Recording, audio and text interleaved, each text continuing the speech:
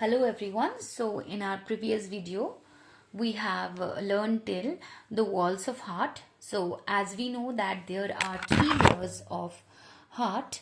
They are what? Epicardium, which is the outer layer, the endocardium, which is the inner layer, and myocardium, which is the middle layer. Okay, endo means inner, epi means outer, myo from M, middle layer. Okay, now next we are moving on to the muscle of the heart called the cardiac muscle. So anything that is related to heart is known as cardiac. Okay, so like if we are talking about the heart's cycle, so we'll talk about the cardiac cycle. Okay, so the muscle of heart is known as what? Cardiac muscle, which is characterized by the capacity to contract rhythmically in response to self-generated impulse. Now what does this line tries to explain? This line is trying to explain that the heart itself generates impulses. Okay, now what is required, like for excitement, for excitement of something, like you want to excite your friend, okay, to do something, to do a mischievous work or to do a better work for something. Okay, you want to excite him, so what you do, you generate impulse for him. But here what the heart is working for itself. Okay, the heart is working for the whole body. So here what happens, the heart is generating a self impulse, due to which what happens, the contraction of heart you are seeing. Okay, the contraction and the relaxation, this contraction which is in a rhythmic pace, which is having a rhythm, is due to the self generated impulse, okay, which is created by the heart itself. Now thus two types of muscle fibers are recognized in the heart. Now there are two types of heart muscles. Okay, one is what? The myocardium. Now what is the work of this myocardium? This ensures contractility, and the second type is to which the pacemaker belongs. Okay, so two types of muscle fibers are recognized in the heart: the myocardium, which ensures contractility, okay, and the second type one is the pacemaker. So these two are responsible for what? For the maintaining of the contraction, for the contracting, for the rhythmical contraction of the heart. Okay, now what happens, the pacemaker, now the other name of pacemaker is also known as SAN. Okay, what it is known as? SAN or cyanoarterial node. Okay, so if in your examination it comes, what do you mean by SAN? So you'll never forget that the other name of pacemaker is SAN or cyanoatrial node. Now this is a specialized tissue located in the upper wall of the right atrium. Okay, we'll come to the picture now. Now what is there? Now which one is the right atrium?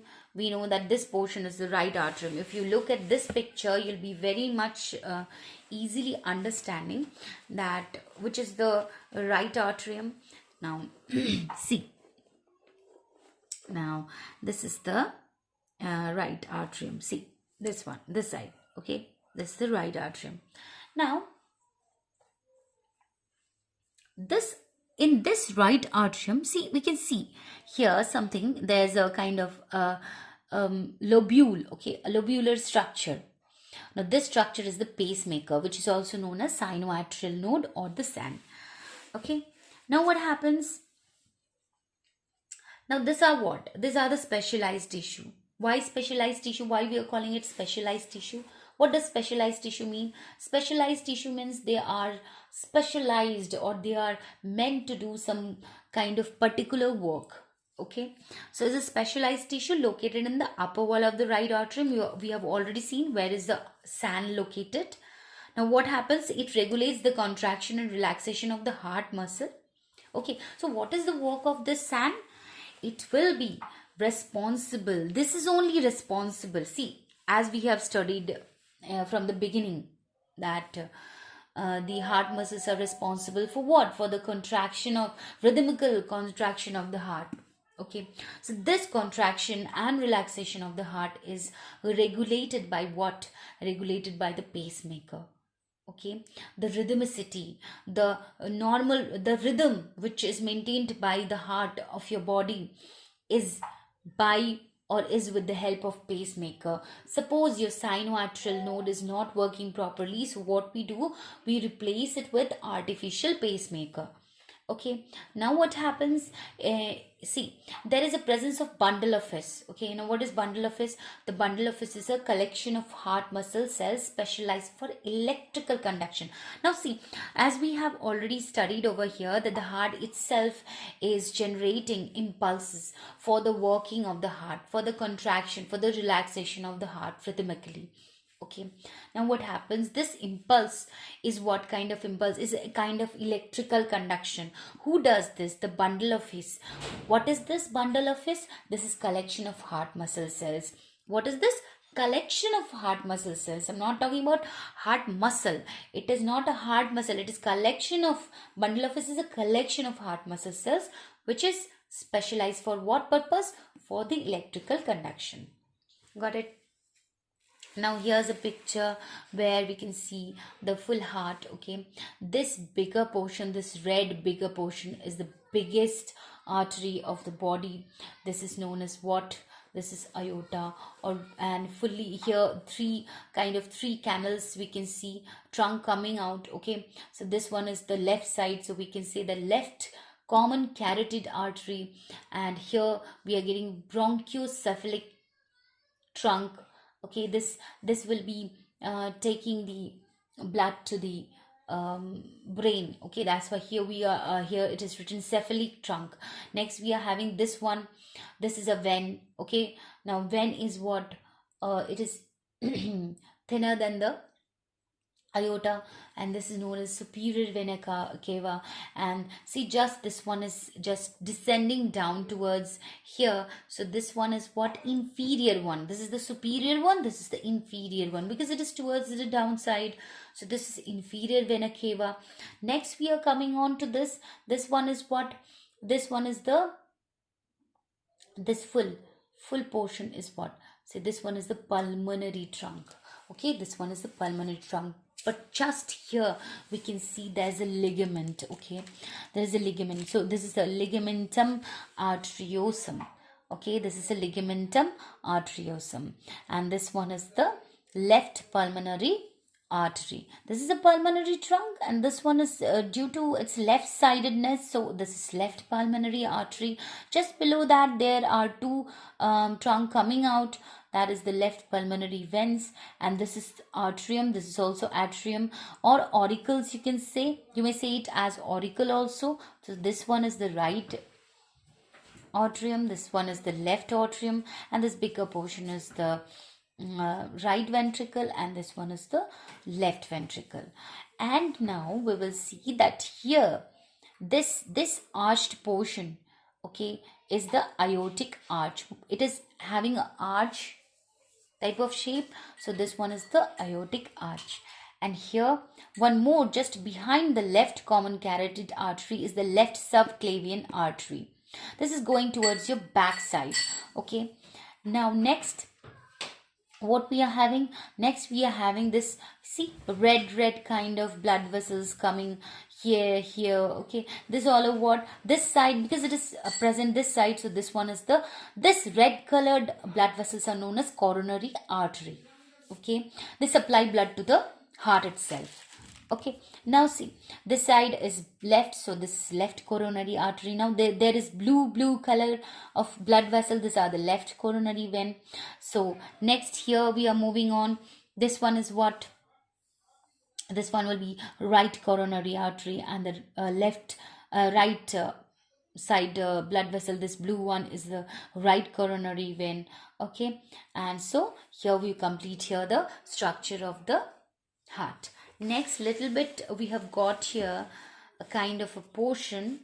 See over here, see, this all are the his bundle of his. Okay, here there are presence of collection of cell, so these are the bundle of his, and here there is presence of this kind of, you know, rooted one are the fibers. These are known as Purkinje fiber. Okay, next, what is this? See, the pacemaker is what now?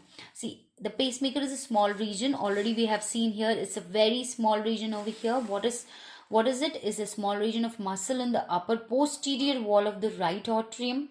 It is present in the right atrium or the right auricle just at the beginning. Okay, so it is stated that posterior wall, the sand. What is the work of sand? We have already read that it will be triggering, or it will be generating the impulses for the contraction, for the rhythmical contraction of your heart.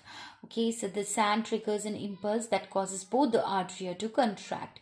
This both will contract due to this generation of the impulse. Okay, next, very quickly the impulse reaches the AV node at the bottom. Now see, there is SAN and here is AVN. Okay, this is the AVN, this bigger nodule. This bigger nodule is the AVN. So this is the atrioventricular node. Okay, now what happens from the SAN? The SAN triggers an impulse that causes both the atriums to contract, to squeeze. Okay, then very quickly this impulse, okay, this current, this electricity will be just moved to the AVN, okay, at the bottom of the right atrium. So if question is asked, where is the presence of AVN or where is the presence of SAN, so you'll be saying the right atrium. Okay, just one is at the posterior wall of the right atrium at the upper side, and the other one is towards the bottom. The AVN is towards the bottom. So the AV node triggers an impulse that causes both ventricles to contract. So what is the work of SAN? It will be helping the atriums to contract. And what is the work of AVN? It will help the contraction of both the ventricles.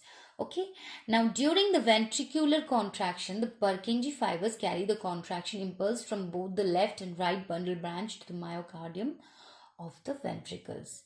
Okay, so what is the work of this Purkinje fibers, this arrow, this kind of leaflets, ventlets type of things? The work of Purkinje fiber is to carry the impulse. Okay, carry the impulse from left to right bundle branch to the myocardium of the ventricles. Okay, because this is the middle layer, so the middle layer is known as what? The myocardium. So this is the middle layer, okay, of the heart. So this is the myocardium, so it will be carrying towards the myocardium. Got it? Next we are moving on to the next page. Okay, so we will start with chambers of heart. We all know since our childhood that there is presence of 4 chambers in our heart. Okay, the mammals do have 4 chambers in their heart. Now what are the 4 chambers? Already we know that 2 are the atria or auricles, and the other 2 is ventricle.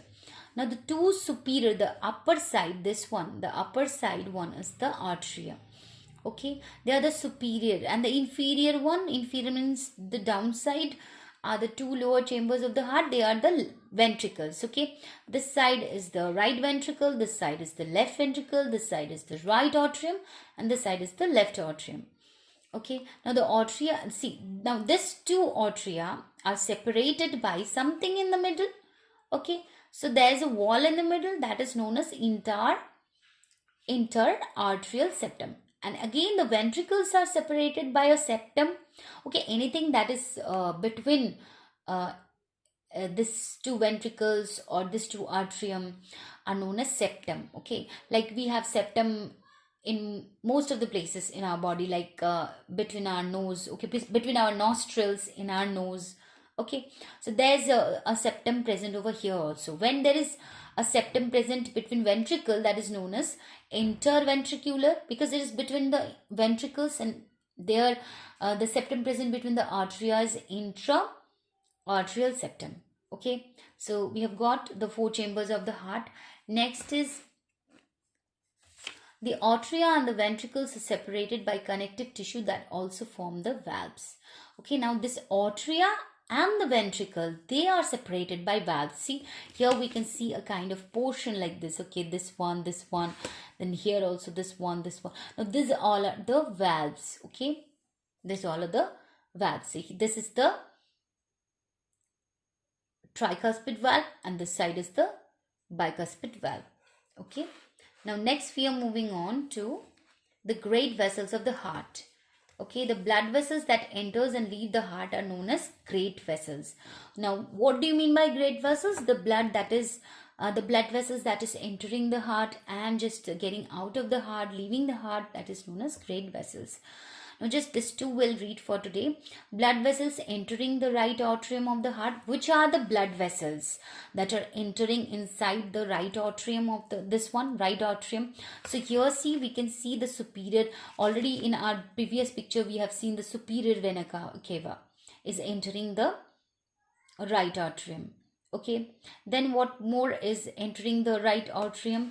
Even this one is entering here. You see the inferior vena cava. So superior and inferior vena cava is entering the right atrium. And what is entering? Even the coronary sinus. Okay, they'll be entering, the coronary sinus is also entering, which is bringing deoxygenated blood from the walls of the heart into the right atrium. Okay, well, the work of the coronary sinus is to bring deoxygenated blood from the walls of the, because see, the heart will also require blood. Okay, not to see what is the work of the heart. It is pumping the blood throughout the body, but it itself also requires blood. So we saw that coronary artery and vein are the one which will be supplying the blood and will be letting the deoxygenated blood from the heart to the chambers of the heart. It will bring. Okay, so same thing is so the thing that is only the coronary sinus. What it does, it will bring the deoxygenated blood from the heart itself. Okay, and will send it to the right atrium where the deoxygenation takes place. Okay, now what happens? The inferior blood vena cava will do what? They will bring, see, inferior one will be bringing the all the blood from the lower part of the body, and the superior will be bringing the all the blood from the upper part of the body. So atrium's work is what? To bring the blood. Which blood? Deoxygenated. That's why this side is blue in color. Okay, next this side is red in color. That means what? This side will be bringing oxygenated blood. So now the blood which is leaving the heart. Okay, which one is leaving the heart? See, the pulmonary trunk is leaving the heart. Then what is leaving the heart? The systemic aorta. Now what is the work of this pulmonary heart? Let us see a little bit. Okay, see, it arises in the right ventricle. It will arise in the right ventricle. From here it arises. Okay, from here you see the picture. From here it is arising. Okay, and carries deoxygenated blood to the lungs for deoxygenation. So what happens? This is taking away the blood from, we are talking about the deoxygenated blood only. So first we talked about which are the blood vessels that is taking the blood to the atrium. Next we are doing what? Which are the blood vessels that are leaving the heart? So first one is the pulmonary trunk, which is present over here. This one, pulmonary trunk, we can see directly. See, it's leaving the heart. Okay, it will be taking away the deoxygenated blood. Next is the systemic aorta. Now it arises in the left ventricle. Again, it will arise from here, the left ventricle, and will be carrying the oxygenated blood throughout the body. Okay, except the air sacs of the lungs. Got it? Because the air sacs of the lungs do not require blood. Because why? Because the air sacs itself is capturing the oxygen. So there is no need of again the blood running through the alveoli. Because what is the work of the blood? Main purpose is to provide oxygen throughout your body. So there is no need. Already the air sacs, your alveoli are getting blood. Okay, through direct breathing process. Okay, so that's it for today. Next I'll come up with the valves of the heart.